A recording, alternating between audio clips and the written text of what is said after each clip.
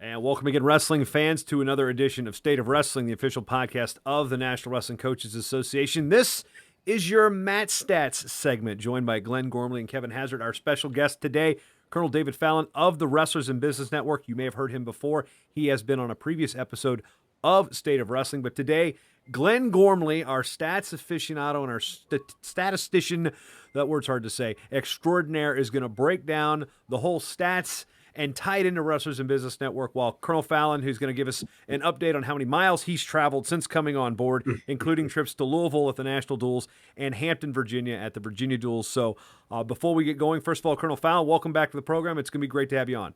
Thanks, Jason. Really appreciate it, and great to be here with Kevin and Glenn. So great afternoon, and really appreciate the invite. All right, Glenn, thank you for joining us, Colonel. Thanks, Glenn. Okay. I'll start this out. This is a little bit different episode where it's not specifically about the wrestling on the mat. This is about wrestling off the mat. I've been good friends with Mike Moyer for years now, and he asked me to help him out a little bit ago, and this was one of the things he asked me to delve into. And this is Wrestlers in Business Network. And what I want to stress more than anything else is the business of Wrestlers in Business Network is business. Okay? That I got that line from President Calvin Coolidge, said it in 1925, that the business of America is business. So what I'm trying to get across, this is a little bit more. I'm going back to my old NBA days at William and Mary when I was young and coaching. This is a little bit more of an NBA lecture using stats on how good the Wrestlers in Business Network is and what it can do for all of us. I just wanted to take this time real quick. Of course, my co-host Kevin Hazard is on here, but we also brought Colonel David Fallon, a longtime retired Marine colonel, on here. Mike Moyer made one of his best decisions ever by having Colonel Fallon come on and run the Wrestlers in Business Network. We're really glad to have him. Hoorah, and welcome aboard, Colonel. Thanks again, Glenn. You're welcome. Okay, so one of the questions I get often here is the wrestling community big enough to help out businesses and make a lot of money? Okay, well, if there's one person who knows how to recruit people, somebody recruited young men to become Marines, young men and women to become Marines his whole life. If you look at this, the arithmetic mean in the last 50 years for high school wrestlers has been about 265,000 wrestlers a year. Okay, that's about 66,000 per grade. All right. If we figure 75% of these 50,000 people are still alive, care about stuff, that's 2.5 million former wrestlers. The city of Chicago has 2.75 million, is the third largest city. Houston is the fourth largest city with 2.3 million people. The wrestling community is huge, guys. So I've talked to Colonel Fallon, and I'm going to introduce this and then let Colonel Fallon talk a little bit more about specifics. But anytime you do a business, I'm a lifelong entrepreneur since I was done coaching, and you have to set up goals, strategies, objectives, and tactics. Okay, a goal is a broad primary outcome, what you want to accomplish. A strategy is the approach you take to achieve that goal. An objective is a measurable step you take to achieve the strategy, and a tactic is the specific actions you will take to meet the objectives. Now, I'm going to put this slide on the screen here for you where it says there are four main goals in the WIBN. And Colonel, take over on this. I'm going to have you explain this a little bit for us with these four main goals. Yeah, so thanks, Glenn. And, first and foremost, the real goal of Wrestlers in Business Network is about protecting and advocating. Those are the two primary goals of the program, and we think that we can do that by leveraging successful wrestlers who move on from the sport and then become very productive within their professional careers. And in doing so, then we'll be that much more inclined to give back to the sport in some way, shape, or form. And, we know very well that the traditional ways of giving back to the sport typically come down to coaching, running a youth organization, refereeing, officiating, that sort of thing. But what we believe is that in order to really grow the sport and then protect the sport, the programs that we currently have, that's going to take influence. And the fact of the matter is, it goes to your last bullet, money, money, money, is that people that are successful within their local communities yield a very powerful voice. And by leveraging that voice in support of those existing programs, and then potentially even growing new programs, that is where the sport is going to be most healthy down the road and into the future. Thank you very much, Colonel, on that. And I'm going to just cite these four main goals that we have up here, and have Kevin and Jason join in. The first goal is to establish a national business organization for wrestlers. The second goal is include the entire wrestling community. The third goal is get jobs for wrestlers and hire wrestlers. And the fourth one that the Colonel pointed out is money, money, money. Kevin and Jason, jump on in and tell us what you know about this and how you think this is going to be good. Well, I tell you when we were going through the goals, I was thinking the entire wrestling community. I think that you really need to think that through, not just college, not just high school. I mean, there are 31 teams, kids teams, that are within 20 miles of me. All those kids teams have coaches, and I'll give you an example. I coach kids. My assistant coach, one was an orthopedic surgeon who had his own very large practice, and the other was Bob DeHaven, who had a very successful IT business. So I think the outreach has to be across the board, down to the kids, high school, college, guys who wrestled in high school, going on to do other things. Very good, Kevin. Yeah, and I'll just pile on with that, Kevin, because there's another aspect to it as well, that we certainly can't ignore, and that is the supporters of wrestling. For every young man, young woman who gets on the mat, they have two parents, or God willing they do, and those parents may or may not have ever wrestled a day in their life. Yet they are probably learning as much from the sport and the sheer benefits, those intangible benefits that their son or daughter is gaining. And they can be our strongest advocates. And, there's nothing that says that those are not just as equally as influential within their local communities that can advocate on our behalf.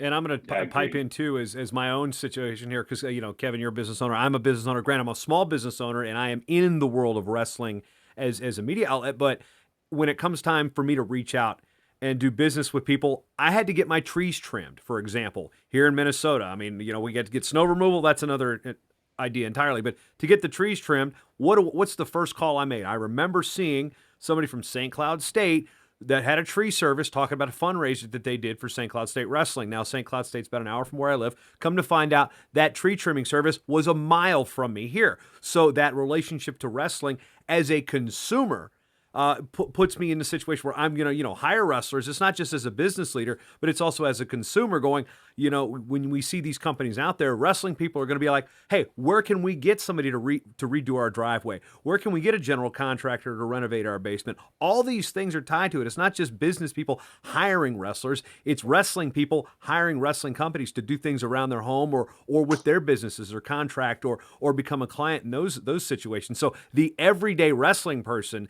benefits from wrestlers in business, not just the people that own their businesses. Very good, Jason and group. Now, after the goals come the strategies. Okay. And for each goal, we have a specific strategy here. The first one is we should have chapters in every area that want chapters, and also have a national chapter for those not in a certain area. Like where I live, there's really no chapter. So I'm kind of a member of the Atlanta chapter and kind of like a national member. The second strategy is we want to reach out to all current wrestlers, ex-wrestlers, etc. The third thing, which I know the Colonel and Mike Moyer have done very good at, is establish and enhance the job board. And of course, the fourth goal is make money. That's why we go to work. Colonel, jump on in here and tell us some more about this. Yeah, those are that's the roadmap right there that you're just laying out. Number one is our chapter expansion.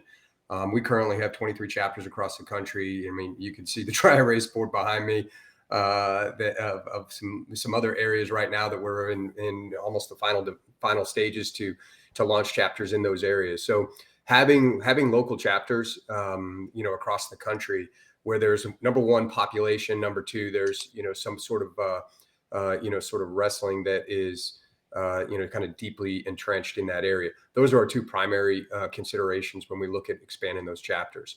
And, as far as the outreach, you are, making sure that we create some brand awareness and making sure that people know who we are and how we can help. That right there is a daily, activity for us. Primarily, we're using our social media platforms for that. I think that's gone very, very well. And, we have a very heavy influence on, a couple of different social media platforms to help us out. And you mentioned the job board. It's one thing to say, we want to help wrestlers in business. And when I say business, kind of to Jason's point, that's not restricted to, business development or owning a company.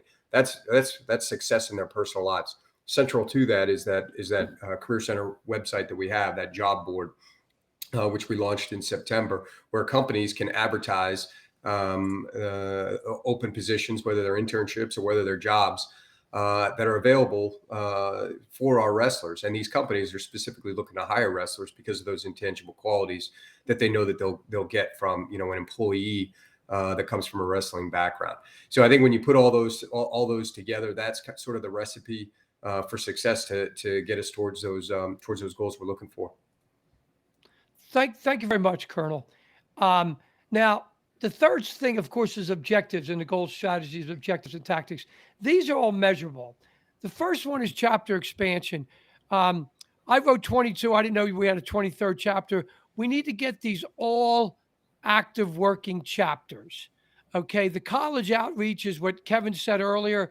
And Jason, meet as many young wrestlers as you can. The Career Center job board, we want to get 1,000 resumes on this job board. Okay. There are 537 college or JUCO teams now, men and women. That's just 2 per team. We got to get every senior we can think of in college and high school to get their job on this thing. And the next thing is an interactive network website that we'll get it more into in the tactics, which is where I want to bring the other 3 people into the conversation more. Now, with the tactics, okay, that is a specific thing you do to get this. Okay. There are 23 active or planned chapters now, Colonel. Mm-hmm. Tell us how you form a chapter and how you get the board members. How does a chapter start and who should be on the board? Explain that. Yeah. To us, so, and that is somewhat of a complex question because that is the most critical element is the board when finding a chapter. Typically, what happens with a chapter is, number one, I'm either getting someone is reaching out to me inquiring about starting a chapter in their area, or 2, we're actively seeking out individuals, recruiting them in particular areas, places like Chicago, St. Louis, Kansas City, places where we absolutely should have a chapter that we currently don't. Minneapolis, or not Minneapolis, Milwaukee. And so once we start that conversation and we get about 10 to 12 people that are interested in starting a chapter, we have an informational meeting where we kind of we do it via Zoom most of the time, although we've done them in person, and we just kind of lay out what the goals, what the objectives of Wrestlers in Business Network is, how a chapter sort of functions, and putting that chapter together, putting that board together has become a real central focus for us because. Just because you have 10 people that are interested doesn't necessarily mean that chapter is going to be successful. And so what we try to do is find sort of niches of individuals that comprise that board. And, let's just say that it's 10 people. We want to have 3 highly recognizable individuals within, the wrestling community or even the business community in that area. They might be owners of car dealerships, or they're business owners, or they're local politicians, but they have name recognition. We want to have about 4 individuals of those 10 that are, sort of those up and coming young professionals who will see the real value of having a vibrant chapter in their area. These are people that are in wealth management, or they're real estate brokers, or something along those lines. And then we want to have about 3 people who just know everyone, right? So that when we have an event, they can kind of guarantee that they're going to be able to just by their sheer personality and connections, they're going to be able to bring 12 to 15 people to that event just simply because of the size of their Rolodex. But that's kind of how we kind of comprise and put together those boards. And as we form those chapters, we have those informational meetings with those prospective board members. And I'll tell you this right now, Glenn, once we get off the phone, we get off the call with those individuals, there's not a single one of them that doesn't, have their hand in the air saying like, yeah, I want to be a part of that, be a part of this, because, it really is, a great program that can greatly benefit, the local wrestling community. Yeah, I have a good example that Kevin can address better. On Wrestlers in Business, they used to sponsor the All-Star match. There was one up in Princeton where Dr. Mark McLaughlin, neurosurgeon, was the main guy in the thing. And Kevin, how did you get involved in this? Well, I did it through Mike. Mike was still in the Fairfax area, and John Licata and I worked on. We brought the All-Star match to Fairfax, and we did it there, and then of course it moved on up to Atlanta and New Jersey, and it's all William & Mary boys doing it. But yeah. But just, and it was really, I think they were looking forward to get it out of the college coaches' hands, only because they have so much other things to do. This was a good way to actually bring people back into wrestling. Yeah. So we put together a really good group in Fairfax, and we had a very successful All-Star match. All the All-Star matches I've been to were real successful because of Wrestlers in Business. It's a great example. And, we reached out to Kevin, of course, to be the announcer of one of them. And of course, his son, the co-announcer with Jason Nationals, was one of the announcers there. So the next tactic is the job board. And 85% of all jobs are filled with networking. Colonel Fallon, explain to us the actual tactics, the nuts and bolts of this job board, please. Yeah. So, like I mentioned previously, we contracted with a company to host a job board platform. We call it the Career Center. This is a third-party hosted website where 100% of our wrestlers, whether that's the people that are on this call or kids that are in high school for that matter, can register a profile for free, upload a resume, and then search for jobs or internships that are advertised by companies looking to hire wrestlers. Now, at the local level, there's tremendous opportunity for these chapters as well, because there's a revenue share model that we've included and developed to help out our local chapters and sort of motivate them to help us within their local areas to seek out those companies that would be very willing to hire wrestlers. And so that revenue share model is great for those local chapters, because let's say that let's say through that job board platform, which companies do pay to advertise, sort of at a not necessarily the industry norm, because we are a nonprofit organization. So our fees are not that are not really that competitive with for-profit organizations, but that's not our goal, of course. But those chapters will generate revenue, and it'll be a stream for them. And then they will reinvest whatever money they make back into the local wrestling community. Maybe it's buying singlets for a certain program. Maybe it's sponsoring Beat the Streets, a program that they have working, or some other wrestling, objective or goal that they might have in their local area to grow the sport. Well, thank you, Colonel. That's a very good synopsis of it. I'm going to switch a little gears here on and after Colonel explained that so well. This is where it gets into a little bit of a business school type lecture. The WIBN has very few, if any, barriers to entry. That's great. Anybody can do it. It's very inexpensive to join. It'll cost you $50 a year. You can be a national member if you don't have a chapter in there. Our directory is broken down by location and job category. And also, like we said before, you don't have to be a business owner. You could be a student, a waiter, a caddy, whatever. Now, as you see on the screen here is a famous Laffer curve, which I've been preaching since I've been out of grad school and business all the time. And I'll break it down for every. Go ahead, Jason. Glenn, I'm going to ask you because there's two things that are going to make me question this. One, laugh. Okay, I'm trying to suppress my laughter at the laugher curve. But when looking at this from the mind of a non-statistician, explain what the laugher curve is and how we're applying it here. Okay, I'll explain what the laugher curve is. The best example I can use of this: if you have a 0% tax rate, you raise $0 in revenue because there's no tax. If you have 100% tax rate, you also raise $0 because nobody goes to work if you have to pay 100% of your taxes. Okay, so somewhere between 0 and 100 is the maximum number we can get. Okay, and what Mike Moyer and Colonel is, this is a low number. It's $50 to join. So it's not a big price out of my pocket.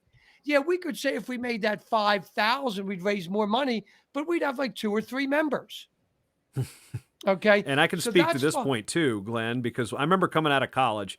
My first full-time job out of college was in the newspaper industry, in which I don't have to tell you how that industry has gone the last 15, 20 years. So I've been out of school since 2005, 2004, went full-time, and then I'm looking at my revenue back then and saying, okay, can I live on my own? Can I have a house payment or rent? Can I pay my car insurance? Do I have a car? All these things that adults. Now, this is something these college kids, and I guess of the 4 of us on here, I'm the shortest removed from my college living and that particular type of lack of income. But that first full-time job, $50 is something that it might even seem daunting, but then now everybody's, your phone bill is like $150 a month for a lot of people with data. So one thing I'm going to ask Colonel here, what are we doing to try to get past? I mean, 50 might not seem like a big number, but for a fresh out of college, when, some of these kids they're still going to be eating ramen noodles well into your first or second year as a full-timer, depending on your profession, because not everybody's coming out with that master's degree and making, upwards of $50 to $70 to $100,000, depending on where you live, your cost of living, your industry. Yeah. I came out, full disclosure, my first full-time job in 2004 was $28,000 a year. Imagine living on that right out of college with, given what inflation is. Granted, people do bust their butt and live on that and what we have, but that is something that for me at that age point, $50, I'm like, that's $50 I need to eat, or I need to figure out how I'm going to pay my car insurance. So again, those barriers to entry, 50 may not seem like much. Where's the pitch for when it might be a guy that's or a girl that's coming out of college and like, $50, man, I don't know if I can deal with that right now, because it's, maybe $50 over the course of a year. Yeah, but 50 in one shot could be a bit of an issue. Yeah.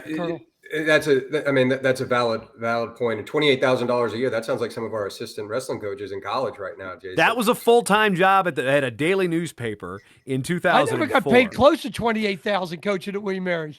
Yeah, by the way, my boss that's a whole lot more than I made when I got started. Well, you know what? That was 20 years before this. Yeah. So yeah, that's probably why that paper doesn't exist anymore either. You couldn't pay anybody to work there anymore. Anyway, continuing on. Yeah, we have a young professional membership for people sort of in that category. So under the age of 24, a WIBN membership is free, contingent on them registering on our Career Center website. So once they register on our Career Center website, they get an email link that takes them to a complimentary membership. And then that'll expire after their 24th birthday. So it may not support the person who's 26, 28 or anything along those lines, but that first or second year out of college, we have accommodated them and tried to meet their needs, because we know that that's the future of WIBN. The future of WIBN is in our college and high school wrestling rooms, and we have to get them, number one, aware, and number two, involved. And we need to try to remove as many barriers as possible. Full disclosure, Jason, too. Go ahead, Glenn Clark. I'll try to explain something to you on the Lafley curve and inexpensive. What I did in my old life in business was I tried to price beer so inexpensive that we tried to get everyone from Pocosin to come on up, and some of them did come on up and do it. It's not Pocosin that you get a price. It's the Norfolk crowd that didn't like the bars we had down there, so we went up to Williamsburg and listened to David Carter play at the place next door, and then walked into your building. Yeah, thank you for that, Jason. In case you're wondering, me and Glenn's old establishments, yeah, we'd met. Yes.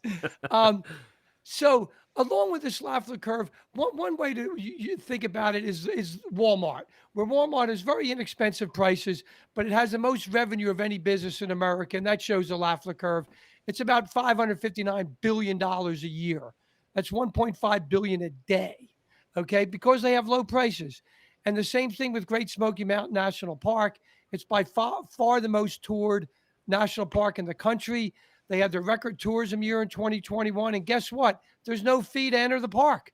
It's one of the rare parks. So that's what we're talking about there with the prices.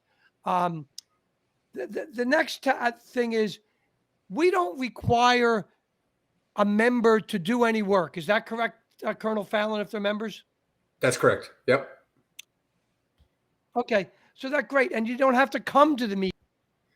No, you don't. The meetings that we have are our board member meetings. So, and you don't have to come to any events. If you don't like what the event is in that, time period, then you're not obligated to come. Can I ask a question? Kevin, yeah, good. Going back to, getting the program started, is there a template that you're using to talk to those prospective members? Once they get started, is there a template for a chapter? Yeah, and there is. We call it the playbook. Our playbook we provide to prospective chapters, and it kind of lays out everything from how to drive membership to how to hold an event to how to balance your books to how to market and advertise what you're doing. So we do provide that, Kevin, to all of our chapters. Good. Thank you. These are just the questions I was thinking of as we were going through this.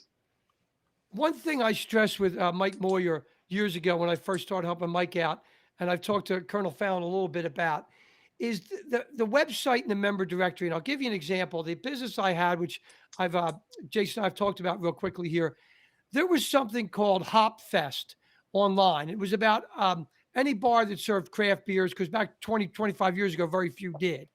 We got so much business on that because somebody could just pull up Williamsburg, Virginia, and my bar's name would appear, and they would come. I really would love the fact that anywhere I go, I can pull up a hotel, a restaurant, a tree trimming service, whatever, a doctor, lawyer, Indian chief, whatever it is, where I can pull that up and I can use that wrestler. Now, Colonel Fallon is telling me Mike has raised huge money to restructure this interactive website. Colonel, tell us about that, please. Yeah. So over the summer, we began negotiations and research on developing a new association management system, an AMS. We entered into that agreement with a company.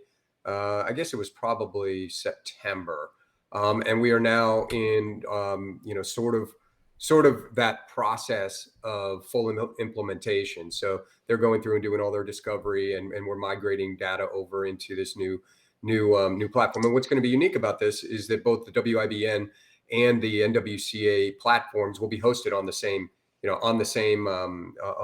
website, which right now we're not.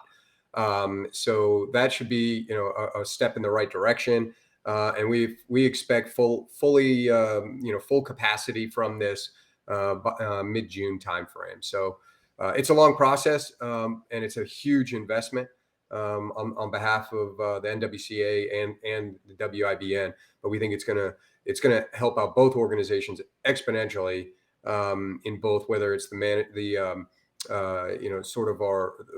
management system for all of our coaches on the NWCA side, as well as our chapters on the WIBN side. Thank you, Colonel, because I think this is going to be the biggest difference, because there's a huge difference in my business. And I really think we're going to have so many people that join up, business people that can make money off this website and thereby hopefully share it with the wrestling community. Right. And what you're talking about, what you're talking about are sort of the member profiles where, when you register, and we currently have it, although it does need work, and, this AMS platform that we're transitioning to is going to really help it. But it's the member profiles where, for Jason, the tree service company, if whoever owns that company is a member of WIBN, they register as a tree service company, and you're not going to have to remember the business card that you had stashed in the bottom of a desk drawer. You're just going to be able to go right onto the website and search, tree service or, whatever the keyword is. And you're going to be able to spit out in the Minneapolis area those companies that can provide those goods or services. Yeah, my main business is Secret Consulting, and we'll be able to use this thing all the time, looking for wrestlers in the areas we're doing business in. So I think it's going to be very helpful. And one of the questions is, why would, Colonel, I want to ask you, Kevin, Jason, anyone can jump in on this. Why would any WIBN or any member do business with you? I'll defer to the crowd here on this one. Go ahead, Kevin. One of the things we did WIBN, we brought in, and I can't remember the company. It's a tool company, and he employs wrestlers almost exclusively because of the commitment he gets from them. If it's like Gable said, once you've wrestled, everything else is easy. And I think tools. He found that if he hired wrestlers, he got great commitment, great focus, and they weren't afraid of anything. Yeah, and they've been very generous, Milwaukee Tools, to the NWCA.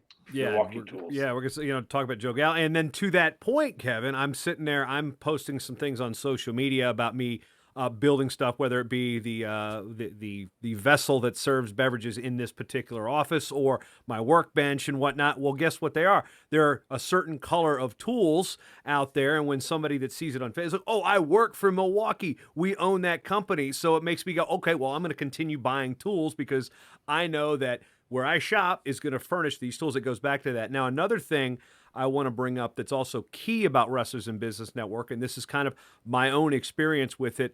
I've got friends that are helping start the Coastal Virginia chapter since that area still got an identity problem, whether or not they want to be 757, Hampton Roads, Tidewater, Coastal Virginia. We all have been there and done that if you're from that area. But it's when people get jobs and then they relocate, they're not necessarily going to be insulated with their friend group or their associates that they grew up with or they graduated with.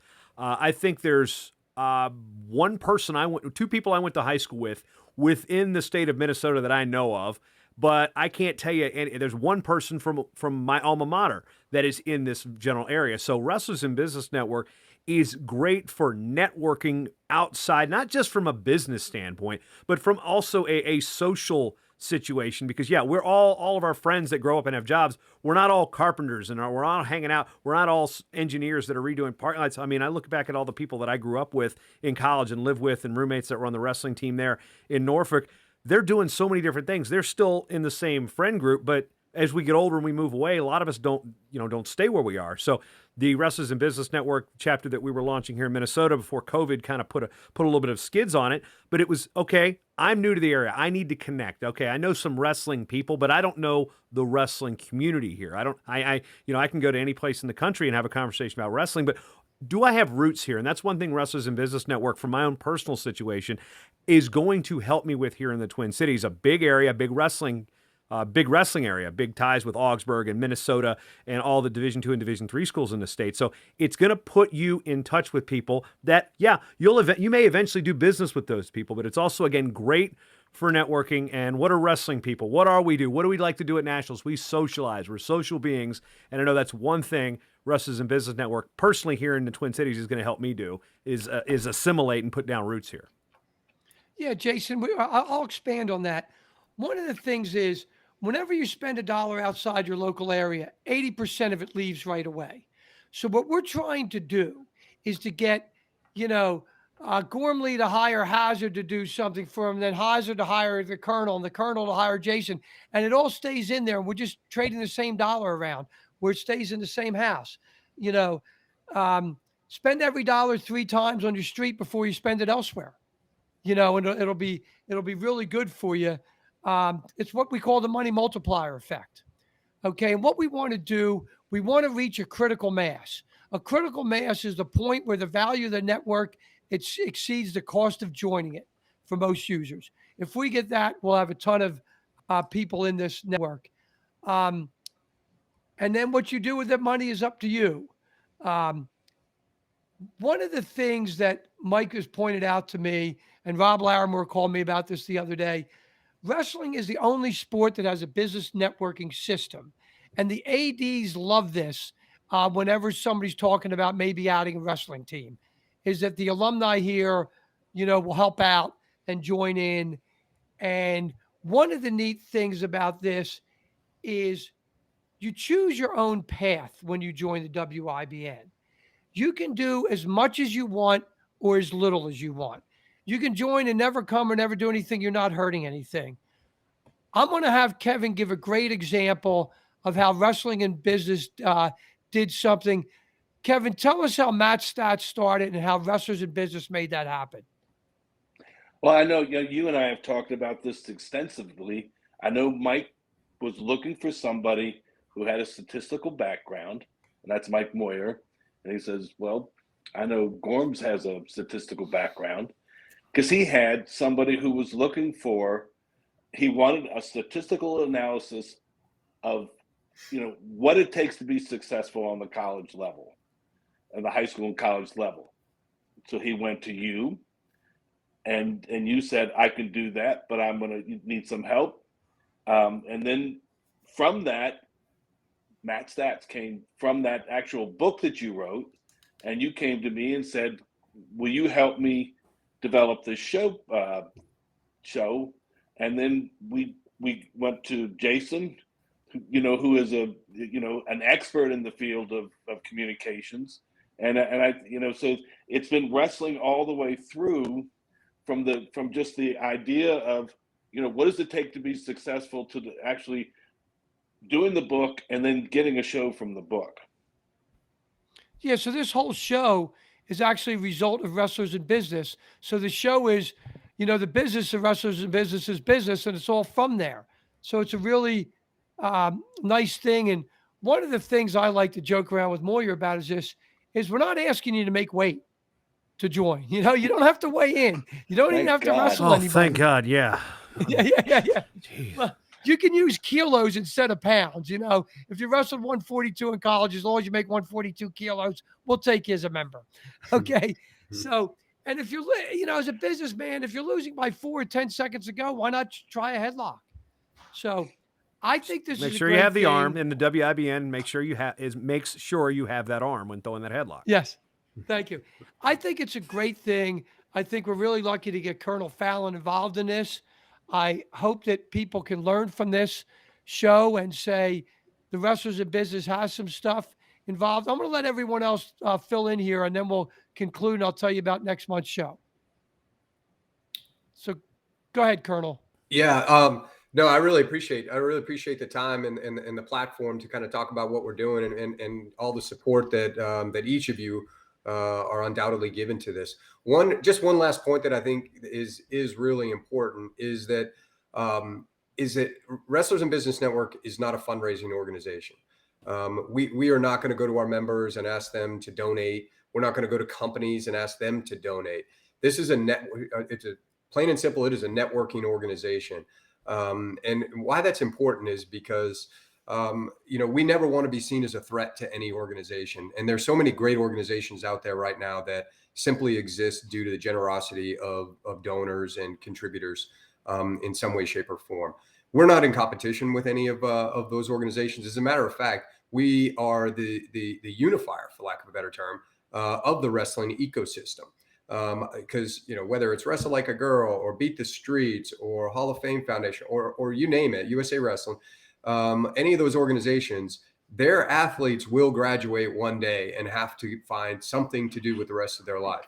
And we are the only organization within the wrestling ecosystem that provides those opportunities for when they're done competing. So while we're never going to seek to replace all of those local efforts, that those young soon-to-be grads are reaching out to their college coaches and saying, hey, this is my major. This is what I want to do. Do you know anyone in this field? That's always going to continue, but we can be additive. And at the same time, we're not going to be competing with any of those organizations. So I just wanted to make sure that, that was kind of touched on a little bit because, wrestling is a sport that most frequently relies on, donations and gratitude from many different type of organizations. We're not that organization. And that's why we charge such a small fee for membership. So I just wanted to make sure I threw that in there. But again, thank you so much for taking the time and making this issue relevant through this great show. So thanks a lot, Glenn. Well, thank you for joining us, Colonel. And what about you, Kevin? What do you have to say to wrap up with WIBN? I think what I really like is what we've heard from the Colonel is the growth in the WIBN, and it's becoming a lot more sophisticated but I think really a critical thing, and Jason hit on it, is the camaraderie. Camaraderie and business. I think that's going to be the driving force behind the new WIBN as it goes forward. Thank you, Kevin. What about you, Jason? All right, I'm going to tell you a story. I'm going to have to tell you a story to tell you a story. So first off, I'm going to touch on what Colonel Fallon was doing in Louisville and the Virginia Duels after I tell you the story. So I told you a story about being poor coming out of college in my first job. Now I'm going to say why the Wrestlers in Business Network is important to people now in my age demographic. I'm now 42 years old. I'm 15 plus years out of college. A lot of my classmates had graduated high school in 97. They got out before I did. So we are now in that world where our kids are getting into their teens, some of us that started earlier in their 20s. So now our kids are starting to grow up and be more independent. They don't need us. My kids are young. They're 9 and 5, so I'm still a couple years away from this. But when it comes to that camaraderie, as the leaders in this sport start losing it, and it starts coming losing, I mean the hair. Kevin, you're a little ahead of us on some of that, but the hair gets gray and it goes away. Who's going to take their place? Who is going to take the place? I'm the next group coming through, the Gen X following the Boomers, then following them Gen Z, and whatever names we've got leading into the Millennials, and then their kids. So it's going to need to be from people like me, the people in my age demographic and younger, to get involved, or else Dad and Grandpa aren't going to take care of this stuff. And by the way, to that point, we need Mom and Grandma doing this stuff more, because we are an inclusive organization here, speaking as a member of WIBN. But the opportunities for leadership are there. The opportunities for us to learn from our predecessors, but also implement our own ideas as we evolve the sport. The sport of wrestling has evolved from the days, as we've seen, from there once were ropes, there once were long leggings, there once was no tech fall, there once was open tournaments. The sport has evolved. The people in it have evolved, and this is an opportunity for us, as I'm speaking to you, the people in that 40s, mid-40s and below, into your recent college graduates. This is an opportunity for us to now, grab the baton. It's not going to be given to us. We actually have to say, well, out of, leadership is sometimes born out of necessity. Well, it's time for us to lead. And this is a perfect organization to put us in the right positions, not to be led blindly either. This is also an organization that will give us mentors and say, hey, here's what I did, but not also here's what I did. Here's where I made mistakes. Learn from mistakes. I joke with some people that are getting new into wrestling media. I have made every mistake there is to make when it comes to wrestling media. So when I give you advice, trust me, I've screwed it up before. This works, this won't work. I'm not saying do it just this way, but I'm just giving you suggestions. And that, to me, is one of the biggest benefits of an organization like this, is it's bringing in people that we need to the sport. We need to supply our stands again, because as our fan base gets older, who's going to replace them as ticket buyers? We don't want to lose our fans, but we also don't want to lose the great minds in this sport. And that's one thing WIBN has helped bringing in, those great minds of the sport who may have wrestled in high school and gotten away from it. So bringing in the brilliant people that have a relationship with wrestling is a huge thing for me. And now lastly, I'm going to pitch to Colonel Fallon about what were you looking to accomplish in Louisville at the National Duels, of course. Your tie with the Marine Corps being what it is, and they sponsored it. But also, you were back in my home tournament at the Virginia Duels this weekend. So just a little bit about what WIBN does on those weekend trips to places like Louisville and Hampton. Yeah, Jason, it really comes down to brand awareness. Like, we want to make sure that that there's a WIBN booth, that there's banners that are out there, that that we're talking to coaches, we're keeping it at the front of everyone's mind. Certainly within our college wrestling community, but equally, there's fans that attend. That Virginia Duels was a great event because 70% of the teams that were there were high school teams, in a great area. So we'll continue to get out to all these competitions. You mentioned too, but that only scratches the surface on events that I've been at. and will be at, for the remainder of the year. But bottom line, if we can have, I use this story, is that a year ago, if you walked into a college wrestling room and said, hey, if you've heard of Wrestlers in Business Network, raise your hand. A year ago, not a single hand would have gone up. This year, I don't think that that's the case. I think you're going to see every hand that goes up because of our deliberate strategy and our aggressiveness, frankly, in trying to touch and reach every single one of our college athletes, as well as our coaches, of course. Well, thank you so much, Colonel. That's great. I think we had a great show here, guys. And I want to tell all the listeners the next show is Wednesday, February 16th, and it's on the women's national tournaments coming up. A couple weeks after that, we're going to go back onto the map with that and just let everyone know where women's wrestling was, where it is now, and what if, what we're going to do. But anyway, guys, for everyone else here, for Kevin Hazard, Jason Bryant, Colonel Fallon, this is Glenn Gormley signing off. Thank you, guys.